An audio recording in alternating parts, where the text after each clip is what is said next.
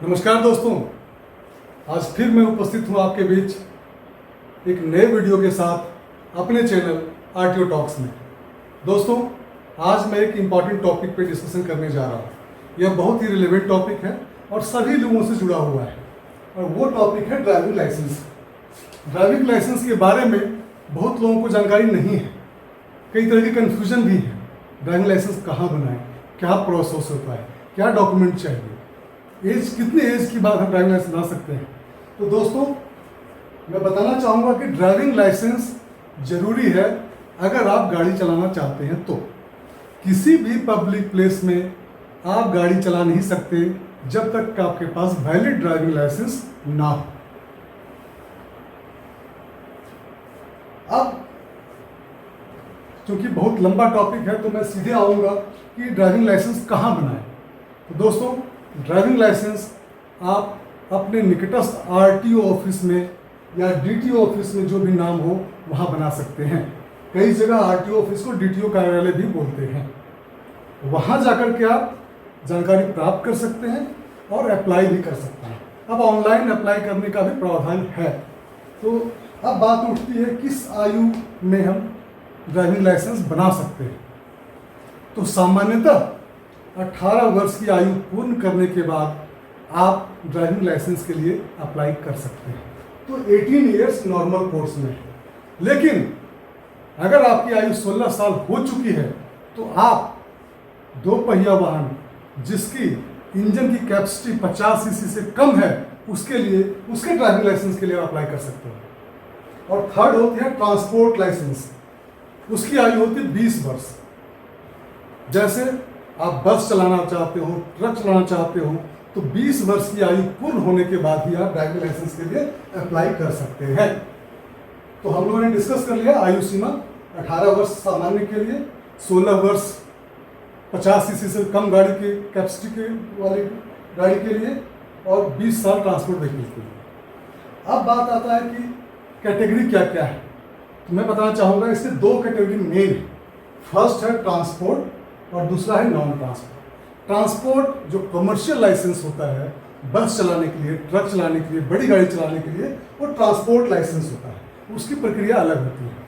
और जो सामान्यतः हम लोग गाड़ी चलाते हैं, हमारे लिए जो हमारी कार होते हैं, हमारे टू व्हीलर होते हैं, बाइक होते हैं, उसके लिए नॉन ट्रांसपोर्ट लाइसेंस होता है, सफ़ेद प्लेट वाली गाड़ी के लिए।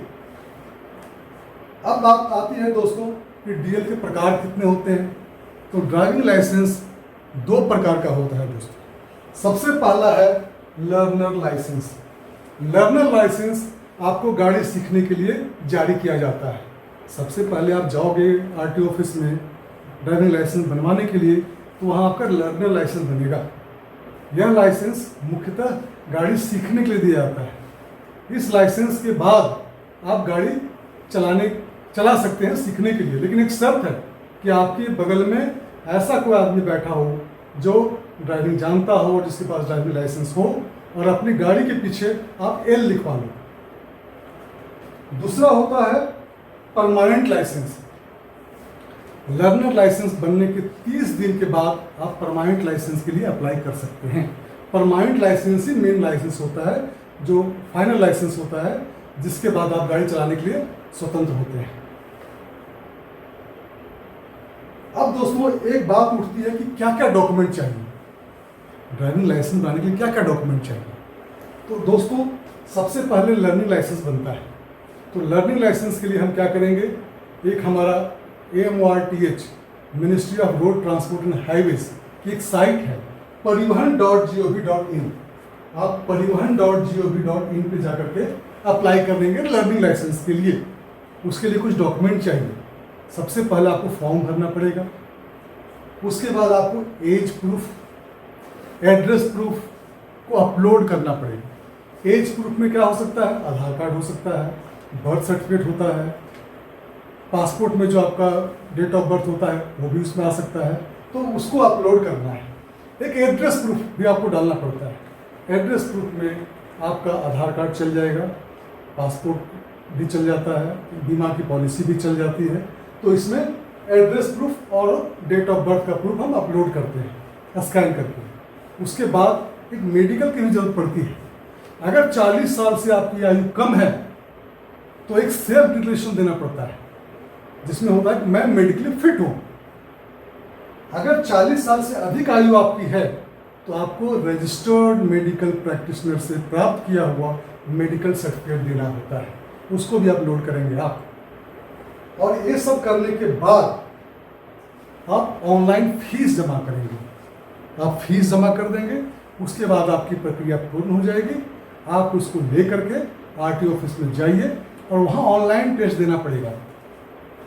एक लैब होता है जिसमें कंप्यूटर ढेर सारे लगे होते हैं, उसमें 15 प्रश्न पूछे जाएंगे। आपको कम से कम 9 प्रश्न के उत्तर देने हैं, 60% मार्क्स लाना होगा, तभी आप लर्नर लाइसेंस में पास माने जाएंगे। उसके बाद लर्नर लाइसेंस जारी हो जाएगा। दोस्तों, मैं नेक्स्ट वीडियो में, चूंकि बहुत बड़ा टॉपिक मैंने बताया, लर्नर लाइसेंस में क्या क्या प्रश्न पूछे जा सकते हैं, कैसे उसकी तैयारी करनी है, उसके बारे में मैं बताऊंगा। तो लर्नर लाइसेंस आपको मिल गया, उसके 30 डेज के बाद आप परमानेंट लाइसेंस के लिए अप्लाई करेंगे।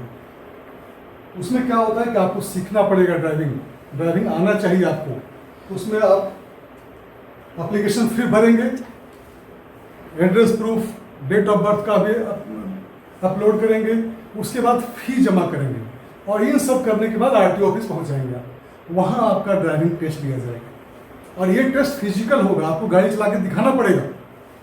गाड़ी चला करके आप दिखा देंगे, आप सही ढंग से गाड़ी चलाएंगे तो आपको ड्राइविंग लाइसेंस इशू हो जाएगा। हमारे यहाँ अगर आप देखेंगे, क्योंकि मैं खुद एक आरटीओ ऑफिसर हूँ, और हमारे यहाँ देहरादून में बहुत अच्छी व्यवस्था कर दी गई है। इसमें हमारे यहाँ IDTR एक बना हुआ है, मोटर ड्राइविंग स्कूल बना हुआ है, जिसमें माइक्रोसॉफ्ट का सॉफ्टवेयर है, मारुति इंडिया लिमिटेड उसको चला रही है, और ओवरऑल उत्तराखंड गवर्नमेंट के अंडर में है, मिनिस्ट्री ऑफ ट्रांसपोर्ट जो हमारा है उसके अंडर में है। और वहाँ बहुत अच्छी व्यवस्था है, वहाँ आपको चला के दिखाना पड़ेगा। उसमें कैमरे लगे हुए हैं और सही ढंग से आपको गाड़ी चलाएंगे तभी ड्राइविंग लाइसेंस मिलेगा। इसमें कोई शॉर्टकट नहीं है दोस्तों, इसलिए अगल बगल देखने की जरूरत नहीं है। आप गाड़ी चलाना सीख लो, प्रैक्टिस कर लीजिए, उसके बाद वहाँ जाइए। वहाँ ट्रैक बने हुए हैं, 2 व्हीलर का अलग ट्रैक है, 4 व्हीलर का अलग ट्रैक है, वहाँ जाइए और ड्राइविंग लाइसेंस बनवाइए।